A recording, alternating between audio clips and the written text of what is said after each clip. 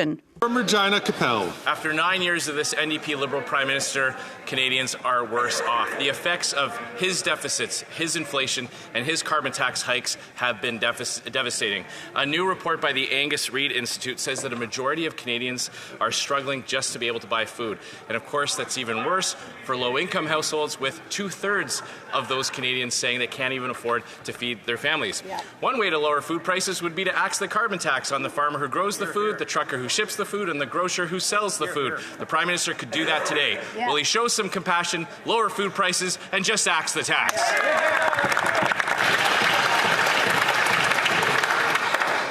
The Honourable Minister for Natural Resources and Energy. Thank you, Mr. Speaker. Every day we see the Conservatives get up in this House and tell mistruths. 8 out of 10 Canadian families get more money back than they pay in the price on pollution. Of course, it is no surprise when you hear what their closest friends and allies have to say. Danielle Smith believes planes are spraying chemtrails. Jess Crosby says climate change is bogus. And John Rustad says fighting climate change is a plot to reduce the human population and force people to eat bugs. Mr. Speaker, they say you can tell a lot about people from the company they keep. Well, Mr. Speaker, you certainly can.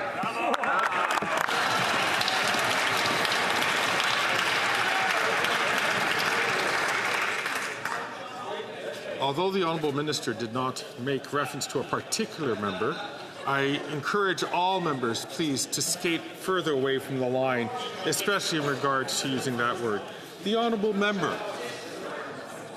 The Honourable Member from Regina Capel. Obviously, the carbon tax scheme isn't making Canadians better off. Otherwise, 2/3 of low-income Canadians wouldn't be reporting that they can't afford to pay for groceries, and they wouldn't be lining up at food banks or waiting hours to get rejected potatoes. The Parliamentary Budget Officer, the government's own watchdog, has concluded that when you factor in all the costs of the carbon tax, and remember, Canadians don't get to pick and choose which costs they pay, when you factor it all in, after they're done quadrupling the carbon tax, a family in Ontario will be $1,400 poorer. New Brunswick, $1,000 poorer. Saskatchewan, $2,000 poorer. So why not let the people decide in a carbon tax election? The Honourable Minister for Natural Resources and Energy. Thank you, Mr. Speaker. Look, the Parliamentary Budget Officer and 300 economists across this country have said that 8 out of 10 Canadian families get more money back, and it works directly inverse to income. By taking away the price on pollution, you will actually make the most vulnerable more vulnerable. The Leader of the Opposition and his caucus know that, but certainly... The Chair is having some difficulty hearing the answer of the Honourable Member. I'm going to ask the Honourable Minister, I'm going to ask the Honourable Minister to start from the top. I'm going to ask all members, please, I'm going to ask the Honourable Member from Foothills, please, to not speak when not recognized by the Chair. The Honourable Minister. Thank you, Mr. Speaker. But we know that the Conservative Party of Canada actually doesn't believe in the reality of climate change, nor do they have a plan for the economic future. They are no different from Mr. Rustad, who has endorsed the Leader of the Opposition, who says we should not be trying to fight climate change. The narrative about climate I can only put to the fact that somehow they think we need to reduce the world population. And many other candidates have essentially said we do not need to fight climate change. Well, Canadians know that climate change is real. Canadians know you need a plan for the future of the economy, and that is what is on this side of the House. Shame on you.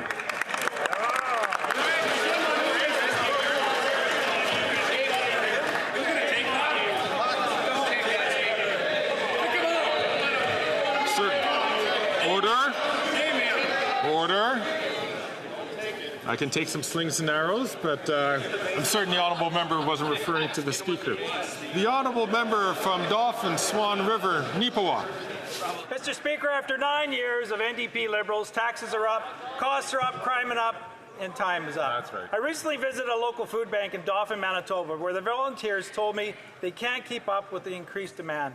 But this Prime Minister does not care, as he plans to quadruple the carbon tax and force Manitoba families to pay $1,300 in carbon taxes every single year. Unbelievable. Manitobans can't afford this costly carbon tax. So when will the Prime Minister give Canadians a choice and call a carbon tax election? Yeah. The Honourable Minister for Families, Children and Social Development. Thank you, Mr. Speaker. I recently had the opportunity to be in Manitoba and to speak with some parents about what they're facing there. I had the opportunity to announce alongside the Deputy Prime Minister that we've come to an agreement on our national school food program that will see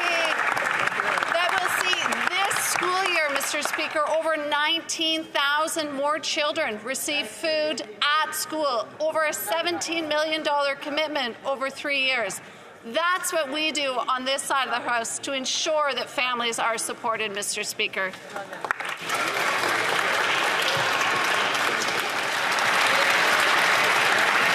The honourable member for Foothills. Here are the consequences of the NDP Liberal plan. A new report shows that 35% of Alberta families are skipping meals because of high food costs. And yet, the Liberals and NDP tell Canadians they've never had it so good. But I'd like to remind the Prime Minister that his own parliamentary budget officer confirmed that Canadians are worse off paying the carbon tax. In fact, when the NDP Liberals quadruple the carbon tax, it will cost Alberta families $2,000 a year. Will the NDP Liberals just finally admit their carbon tax is a scam and call a carbon tax election? The honourable Minister for Families, Children and Social Development. On this side of the House, Mr. Speaker, we continue to fight for Canadian families. How do we do that, Mr. Speaker?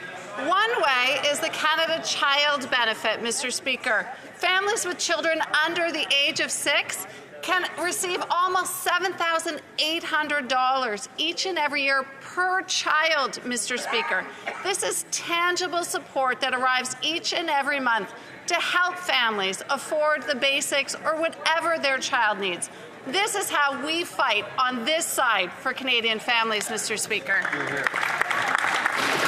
The honourable member from Foothills. I'd like to give the minister some actual facts of what real Canadian families are facing. Fact, 35% of Alberta families are skipping meals because of high food costs. Fact, food bank usage in Mississauga is up 60%. Fact, doctors are warning about scurvy because Canadians can't afford nutritious food. Fact, food inflation in Canada is 37% higher than the United States. Fact, their own parliamentary budget officer admitted and confirmed the carbon tax is all pain, no gain. Fact, the NDP Liberal government can end the pain they're inflicting on Canadians if they call a carbon tax election. Will they do it? The Honourable Minister of Health. Well, Mr. Speaker, cutting a check that low-income Canadians are getting, the vast majority of them, over 80%, are getting more than they pay, is not going to fix an issue like scurvy. What's going to fix scurvy is certainly not cutting our health system.